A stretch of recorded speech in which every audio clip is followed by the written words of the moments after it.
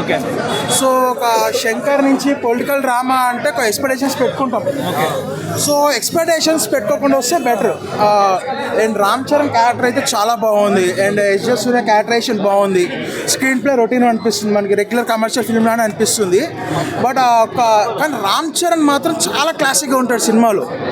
చాలా బాగుంటాడు, చాలా క్లాసిక్గా చాలా బాగుంటాడు.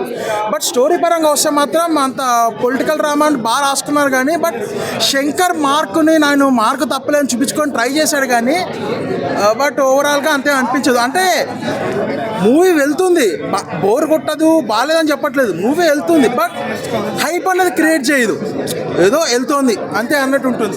అండ్ ఇంటర్వెల్ బ్యాంగ్ మాత్రం క్రేజీ ఉంటుంది. ఇంటర్వెల్ బ్యాంగ్ అయితే మాత్రం చాలా అంటే చాలా క్రేజీ ఉంటుంది.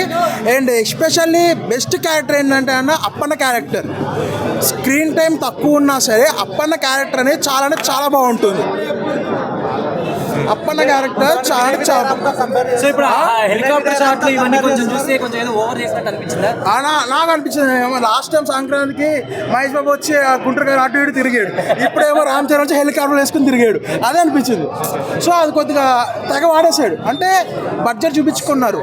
అండ్ విజువల్స్ పరంగా అంటే 3 ఏళ్ళు తీశారు కదా సినిమాని, కొంచెం ఏమన్నా చేంజెస్ కానీ కాన్సన్ట్రేట్ కానీ చేసింటే బాగుంటుంది అని అనిపించిందా?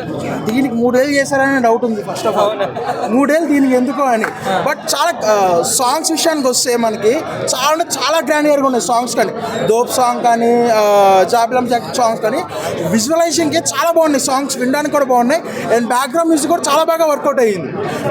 బట్ మిస్ అయ్యేది ఎక్కడంటే శంకర్ మీద ఎక్స్పెక్టేషన్స్ పెట్టుకోకుండా రండి. ఈ సినిమా శంకర్ తీసాడు అనుకోకండి, వేరే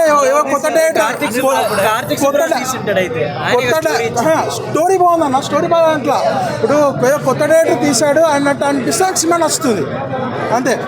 అంటే సాంగ్స్ ఎలా ఉన్నాయి? సాంగ్స్కి 85 కోట్లు పడుతుంది. సాంగ్స్ గ్రాండ్గా ఉన్నాయన్న. నాకు సాంగ్స్ అన్ని బాగా అనిపించాయి, ఒక్క మచా మచా సాంగ్ తప్ప మిగతా సాంగ్స్ అని బాగా అనిపించాయి. సాంగ్ లేదంట కదా సినిమాలో? ఒక సాంగ్ లేదు, ఇప్పటికే సాంగ్ కూడా సాంగ్ అది లేకపోవడం బెస్ట్ అనిపించింది.